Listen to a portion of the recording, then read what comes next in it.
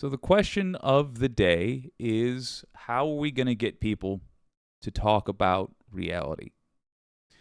Why don't we start off with a piece by David Feldman? There's a show online called The David Feldman Show. It's fantastic. And he looks at the reality of what Kevin McCarthy was fighting so hard for in the debt ceiling. I got some questions for fans of McCarthy, and I'm going to tell them to you in the hopes that you'll find some fans of McCarthy and demand that they answer this.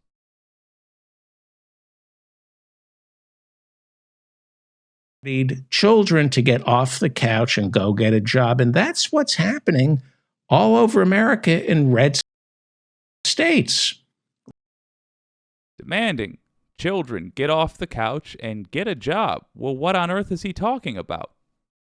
Here it is. Chip Roy, Republican from Texas, who called the bill a turd sandwich over the weekend. By the way, he calls everything a turd sandwich. I found out that he had a threesome with Marjorie Taylor Greene and Lauren Boebert, and he called that a turd sandwich.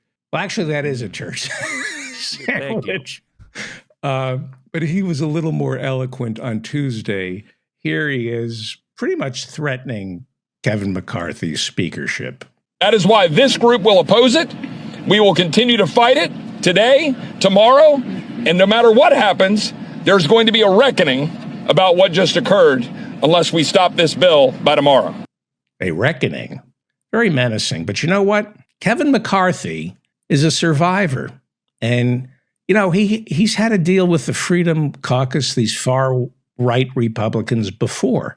He knows what they're like. He knows they want to inflict pain on ordinary Americans. Kevin McCarthy understands that people like Lauren Boebert and Chip Roy, this isn't about balancing the budget. It's satisfying the bloodlust of their constituents. And I think Kevin McCarthy is a lot smarter than he lets on. I think he slipped an Easter egg into this debt ceiling bill. Okay, so I just want to head this off by saying I am not sure that I agree necessarily with what Feldman said here, upcoming. Although I'll tell you, it makes a lot of sense. But let's just go back a little bit. If a Republican were to ask me for my honest opinion of what the other side thinks, I would tell them exactly what David Feldman just said, that Kevin McCarthy, in order to please his MAGA base, is going to try to slip in cruelty.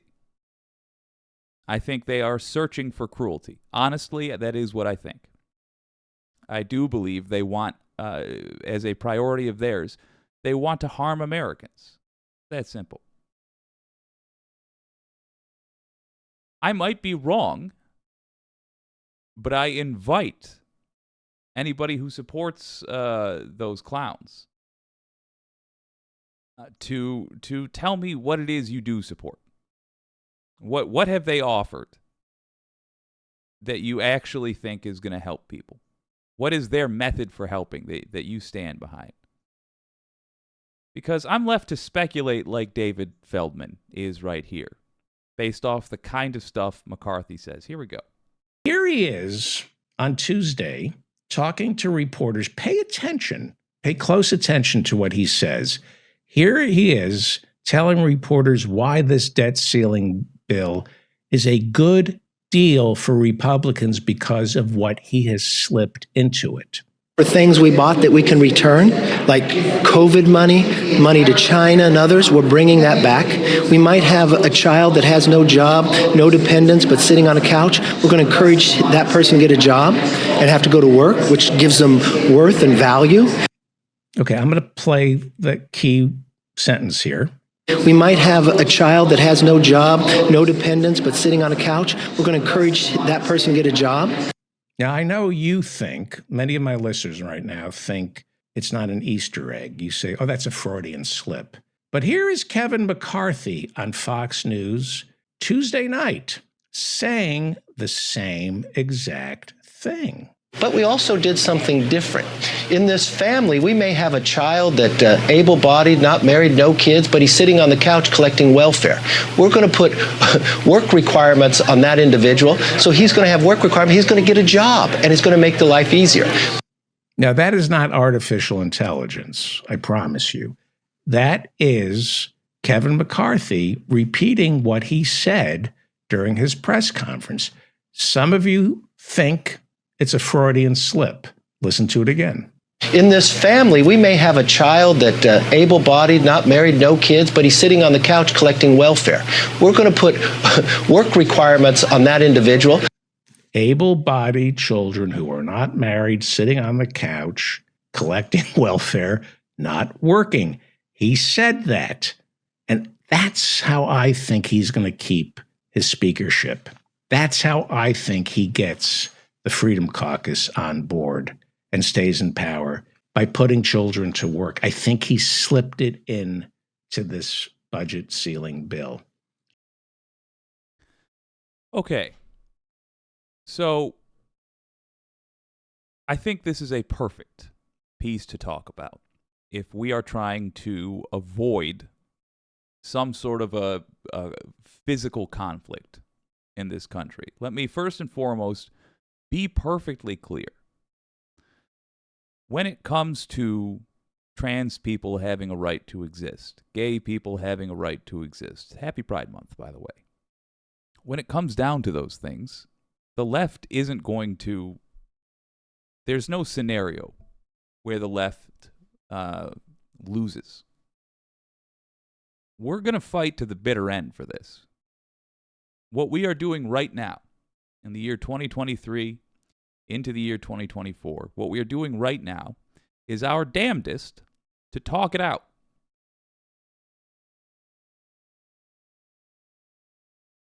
I'm glad this is not a direct culture issue, because the logic used here is the very same that ends up getting used when talking about that other stuff. We also have what I believe was an incorrect prediction by David Feldman. So the things I want to talk about are why David Feldman made that incorrect prediction. And maybe a commentator will find out, oh no, it's I've read the bill closer and it turns out Feldman was right.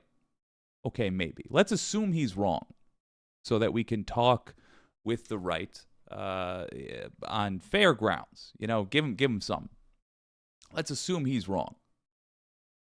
I would like the folks on the right to understand how he was wrong, and I would like you to make note of this if you're watching this show so that you can talk to these people. Why was he wrong? Because Kevin McCarthy kept saying children. Kevin McCarthy kept saying, you've got a child at home, not married, this child. Weird thing to say.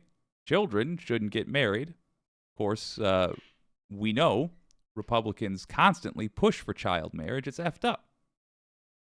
This party that says they're afraid of diddlers literally wants there to be a religious ceremony where a bunch of adults give children their blessing to go have sexual intercourse. Because of the language McCarthy uses, because he uses slimy language to talk about what could be a very slimy thing. And then let me go back even. It is definitely a slimy thing. It's just, how slimy was it? Was he talking about kicking, I don't know, children out of the house during school hours and making them go to a job?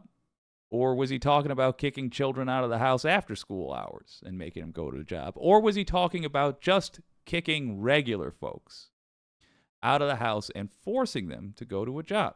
That's also slimy. Why is that slimy? Because they were there for a reason. If they could, it's not fun to be poor in this country. It's not fun to be unemployed in this country, even if the government is helping you survive.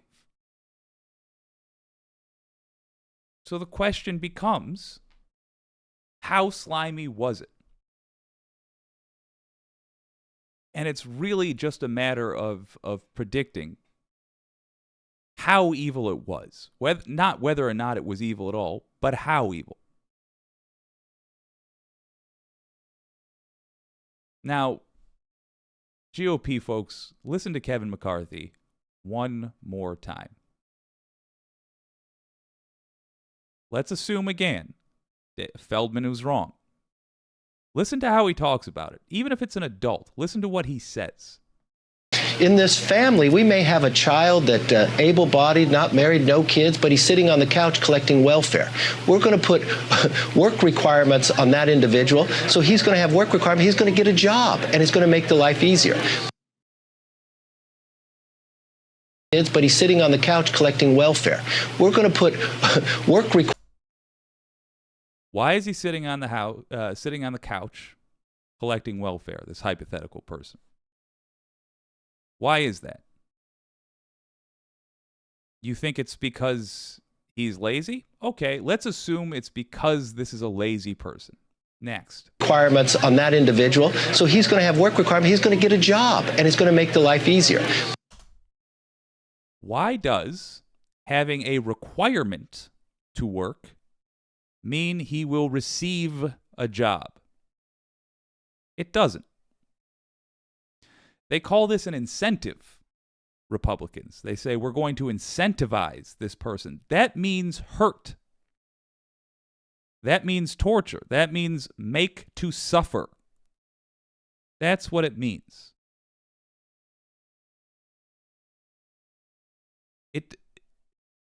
My question for Republicans is, do you acknowledge that Kevin McCarthy is trying to make it sound as though the government will provide him with a job, a very different thing than what is the reality? Because that's what it sounds like to me. That individual, so he's going to have work requirements. He's going to get a job, and it's going to make.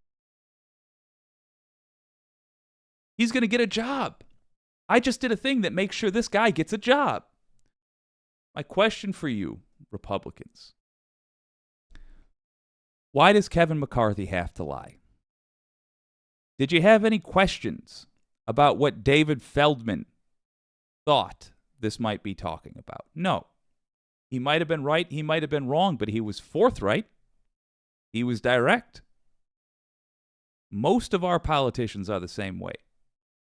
I don't even agree with the vast majority of what Joe Biden does. I didn't even like the fact that he was bothering to talk to Republicans at all over the debt ceiling.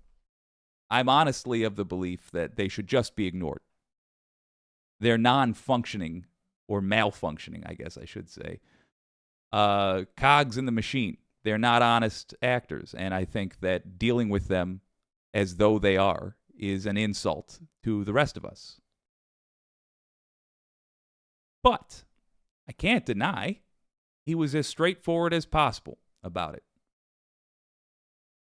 Why does Kevin McCarthy need to lie to you? Why does he need to pretend as though he has done a kindness for these people who we acknowledge are already suffering? Why has he got to pretend like he's doing somebody a favor? The answer is obvious. Because it's horrific what he's doing.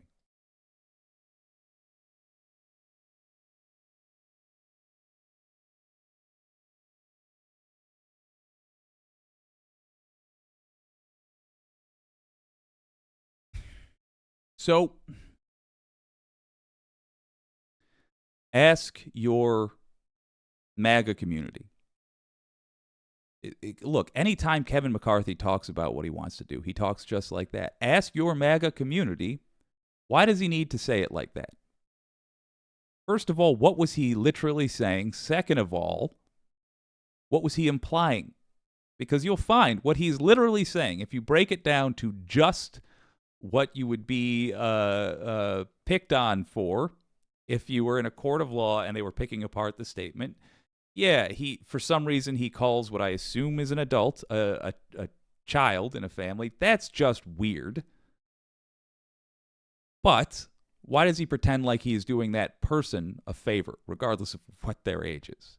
The same problem. Why does he pretend like he's doing them a favor? A work requirement is not the same thing as providing somebody a job. It's not even close to the same thing. It is saying this person who has already demonstrated for one reason or another, maybe because they are lazy and they do a bad job whenever they're hired somewhere. Maybe because they're incompetent. They don't have to be saints to have a right to a meal, a blanket, life, liberty, the pursuit of happiness, those things. That's what we say everybody is allowed to have, not just the saints. Kevin McCarthy is denying him a chance. That hypothetical person he kept bringing up, he's denying them a chance to live because they can't feed themselves, to their liberty because we've made it illegal to be homeless in this country. And I don't know how you pursue happiness from prison. So why is he making it seem like he's done them a favor? The question that we need to keep asking. And the answer we already know. And the reason the MAGA voters avoid questions like that is because it's going to make them have to deal with reality. But it's time. It's simply time. Let's see what the wicked community has to say.